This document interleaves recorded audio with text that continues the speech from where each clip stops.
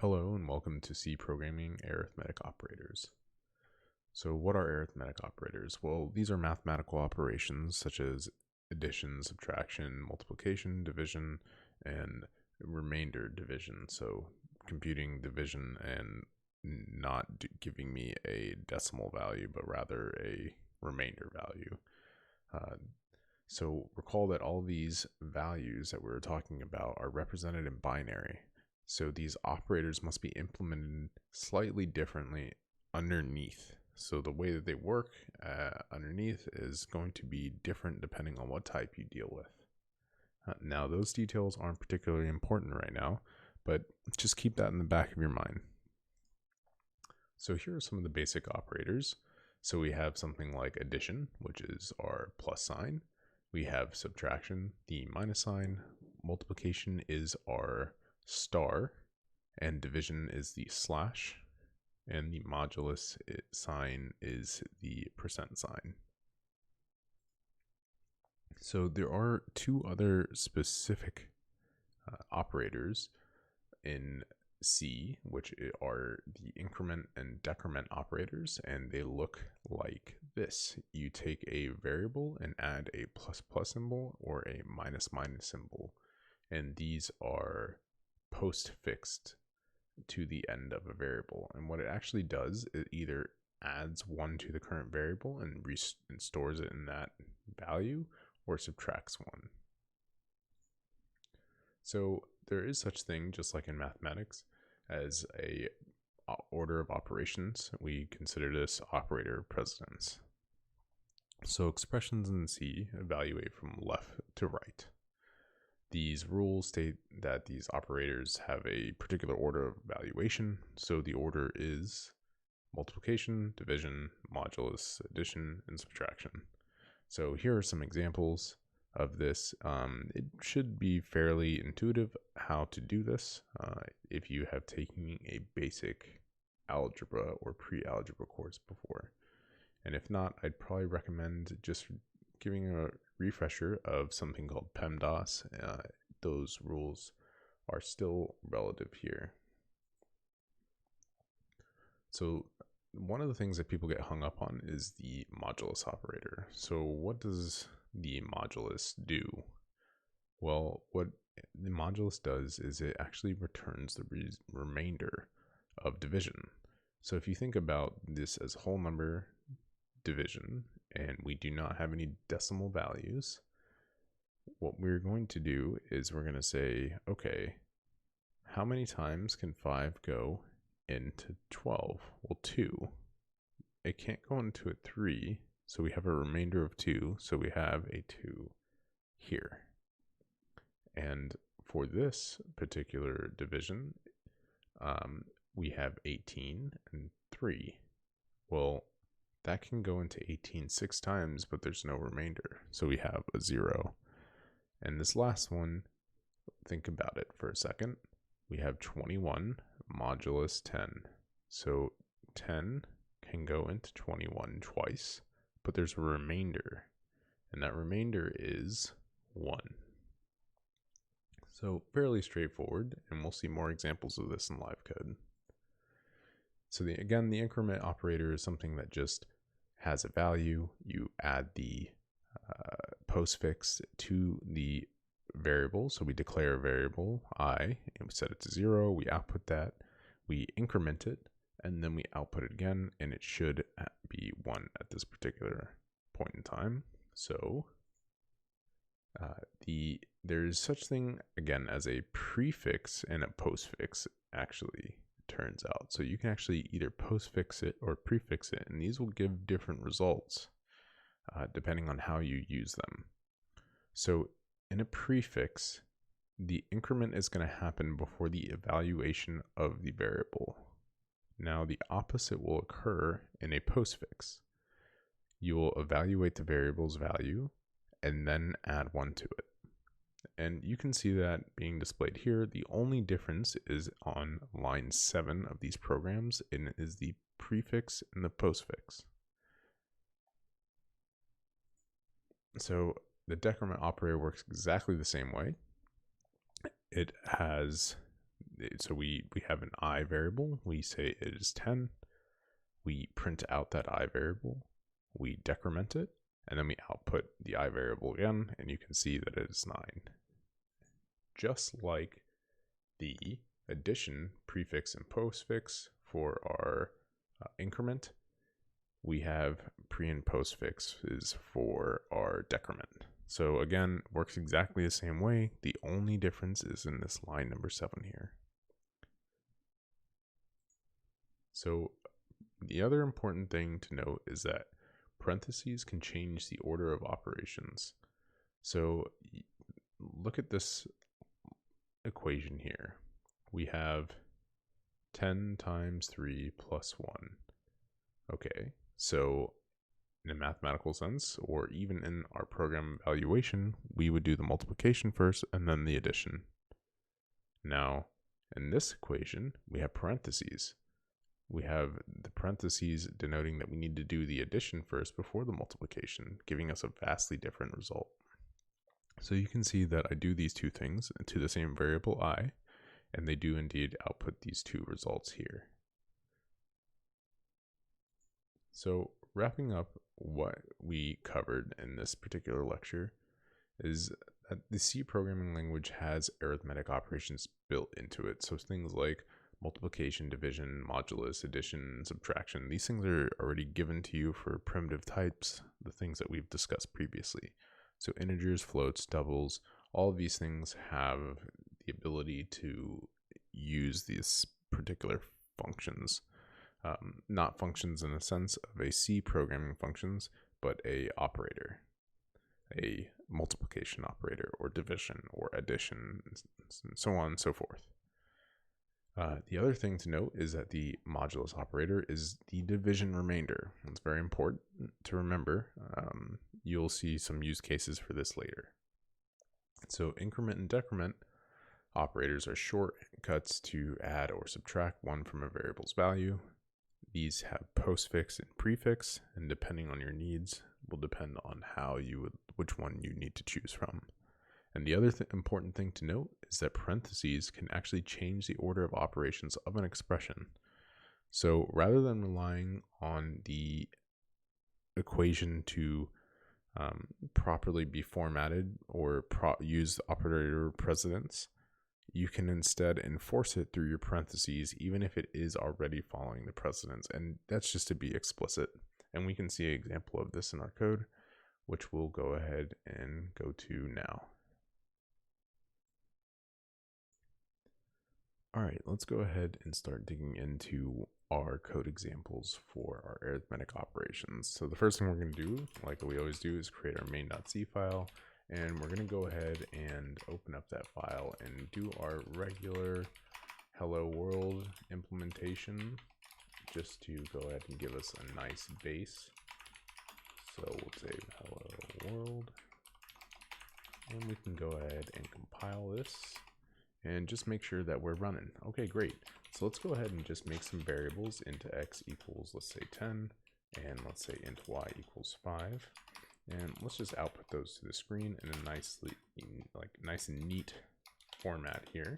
So we have y, and this will just give us a good base of what values we're going to be working with here. So we have x, y.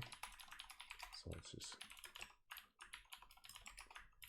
go ahead and output that. Okay, so this is a good start. We have these two values. So let's go ahead and just start printing out some particular operations. So let's go ahead and say we have x plus y. So let's just print out the values. We can say x plus y. We can note it like this, but I think it'd be better to do it something like this. Actually have the values printed there. So let's do that instead. And then we say x, y, and instead of declaring another variable and storing it there, we can actually do it right in between here. So we say x plus y. We can compile this, run it, and we actually forgot our new line, so we'll go ahead and add that, but it did come out with the proper result. So let's add our new line, run it again, and that looks perfectly fine. Now let's go ahead and just do a quick example of some subtraction, x, y, and then x minus y. There we go. So you can see from the output down below that that is exactly what we expect. And we could do all the other operations as well. Let's just do the remaining two operations. The main ones, we'll do multiplication and division. So we'll do multiplication here, and then division here. So let's see, this will be multiplication. This will be multiplication. This will be division. So we can say, let's clear our screen. We already compiled, so we can run. So yep, everything's making sense so far. Everything looks good. So we have our addition of the two values, subtraction, the multiplication, and the division. So now this last one's going to be a little tricky, so we'll leave it off to itself, and we'll actually write it by itself. And I want to show you something in particular. So we have a percent sign here, and you notice that our formatters actually follow percent signs. So things are going to get a little tricky here. And we will do our regular modulus. So first, let's just try to print this out and see what happens. Actually, let's run our program, compile our program, and rerun the new output. And you can see here that things look a little wonky, right? It's a little weird. We have a percent sign D with a percent sign D equals percent sign. So there's a lot of percentages going on. So actually what's happening is we have to do something called an escape sequence, or just denote to the formatted string that we actually want this to print out a percent sign. So we're just going to put 2 percent signs here, and then it should resolve to what we expect. So again, let's recompile, and that is exactly what we expect. So this is, remember, this is going to give us the remainder. This is the modulus operator. This is going to give us the remainder. When you think about it, the division is 2, it goes into it evenly, there's no remainder, so it's 0. And just to show another example of this, let's go ahead and copy and give it some static values here. So we have the value 10, let's replace this with 3, and then we'll say 3, and we'll compile. What do you think the modulus is going to be of that? Yes, 1. So that is 1, and that makes sense, right? Because it can go into it 3 times. 3 times 3 is 9, and then we have a remainder of 1. So those are some very basic operations. Let's go ahead and go over the increment and decrement.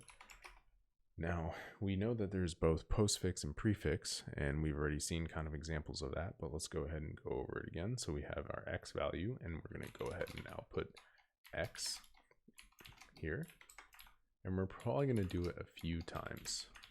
Okay, so we're going to output x once. We're going to increment after, and then output it again. Then we're going to do the same thing, but with a postfix. So let's go ahead and declare x is equal to 0 on both of these cases. So we're resetting the value, and let's run this.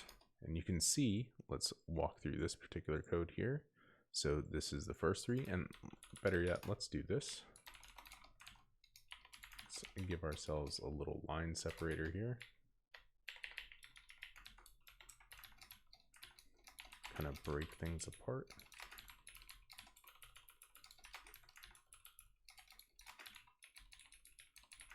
Perfect. Okay, so now recompile, and okay, great. So this first little block here is going to be our first output. So if we look at the code, we set x to 0, we output x, and then we have our increment operator, but you can tell that it actually prints out 0. So this is that evaluation happening first that I was talking about. Then it adds 1, and then when it's reprinted, it actually shows that the value is 1 in there. Now the opposite occurs for this particular case. So the prefix instead of the postfix. So we reset the value to x, we output x, we increment x, and then evaluate the value at x. So we say, hey, what's there? Add 1 to it. All right, so restore that new value into x, and now return that to the output. And you can see that's why there's a 1 1 here, and instead there's a 0 1 at the top. So I hope this is pretty self-explanatory. All of these things can be done besides the modulus stuff for floats and doubles. If we can go over a quick few examples.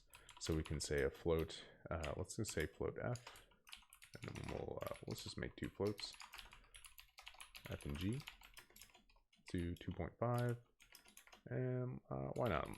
Let's just do, what's a good value? Let's say 0.5, right? And let's do, yeah, 2.5. And let's go ahead and just print out. So let's print out just a few things. We shouldn't have to do doubles. We can just do this particular case because it will be the same with doubles. So we can do this. So we can say fg and then f minus g. So look here, I can add parentheses, but I'm going to go ahead and opt not to. So switch back. There we go. So look. So we have an addition, but actually, sorry, I did a subtraction.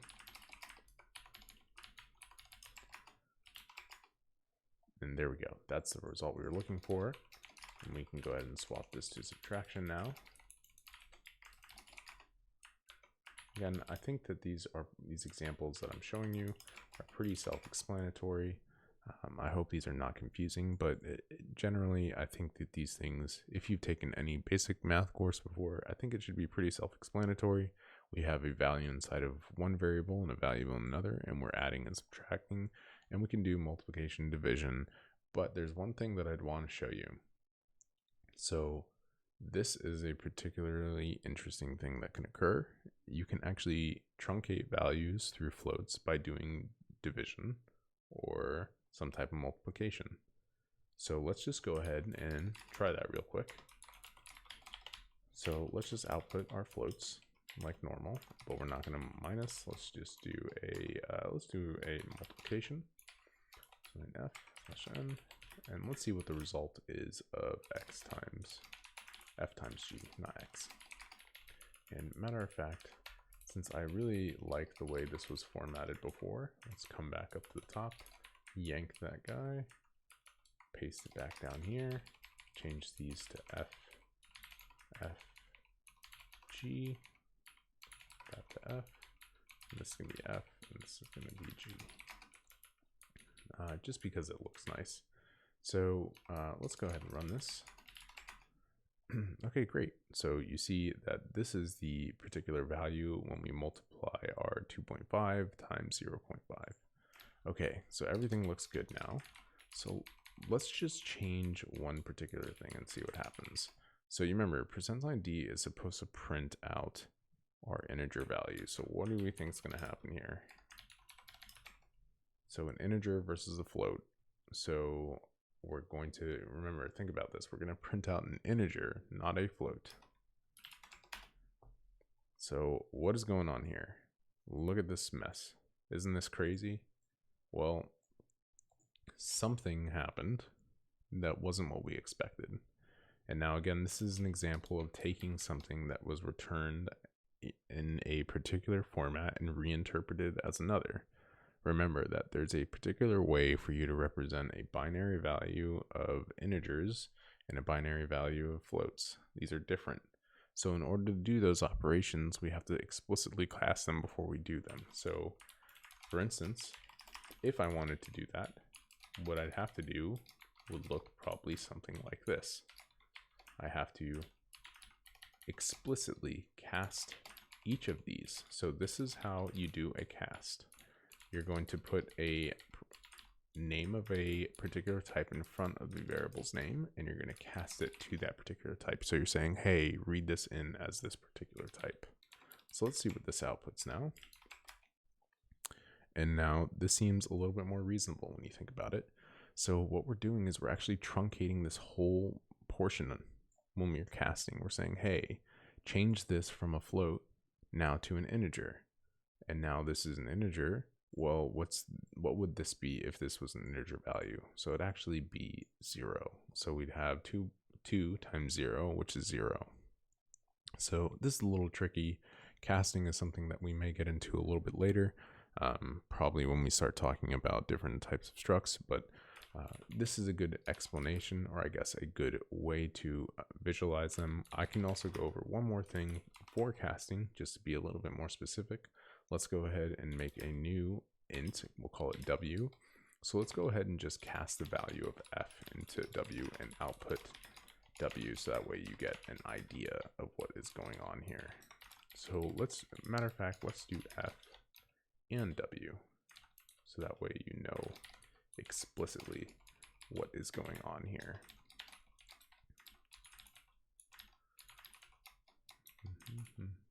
Okay, so now we need to pass in our F value and now our W value. And let's go ahead and compile and run. And you can see here, like I was saying, everything out of the decimal, when it's casted, this stuff gets truncated. So you just ignore it. It doesn't exist. You just put it away in a corner. Now, let's say I wanted to go back. I wanted to say, okay, well, now I want you to give me back the F value. So we're going to go ahead and copy this again. And we're going to go ahead and make F equal to, give me the float of W. Now, what do you think is going to happen? So our W value is 2. Do you think it's going to somehow magically reappear with this? Or is it going to be 2.000? Well, let's see. Clear screen, recompile, output. And you can see that it actually truncates it entirely when it's casted to an int. And then when we recast, that data is gone. It's actually just 2. So that is casting. I know we didn't really quite go over it in the slides, but I figured it'd be good to at least expose you to it now. This is something that we will be covering in a different lecture. But for now, you've now been introduced to a particular concept called casting. We've gone over some of the operators, the incrementing and decrementing, parentheses. Also, we can go over one last thing, which is the order of operations stuff. So let's see, let's come up with a good example. So let's just redefine X. We're going to redefine X and Y. And actually, we're going to go up to the top. We're going to grab this, print this out, and we're going to make the same equation, but we're going to do it differently. So we're going to have, let's say this top one is going to be 50 divided by 10 plus, let's say something like, let's do 60. That's a nice number. 60 divided by plus 5. Yeah, let's do that. And then we'll do the same equation, except this time, what we're going to do instead is that we're going to tell this equation to compute the addition first. So let's go ahead and do that. And let's clear up some of the space, open our command line, run our compiler. Oh, we forgot. We actually put a colon in on accident, so let's go ahead and fix that. Save. GCC main.c, run the program, and you can see, okay, so what's the first result? So let's think about this. So we have the first thing that should occur is that this division for X should occur first. This will return 6. 6 plus 5 is 11. Okay, good. That is exactly what we expected down here. That looks correct. So the next thing that we should expect is this and for Y, 10 plus 5 should evaluate first. Yes, that looks like it did because our value is much lower. And after this evaluates, that's 15. So 60 divided by 15 is what? 4. So it looks like our value is computed properly. Now, simply what I was saying before is whenever you want to do something like this, just simply writing it out like this isn't going to hurt you. And it's more explicit as to what you wanted to happen.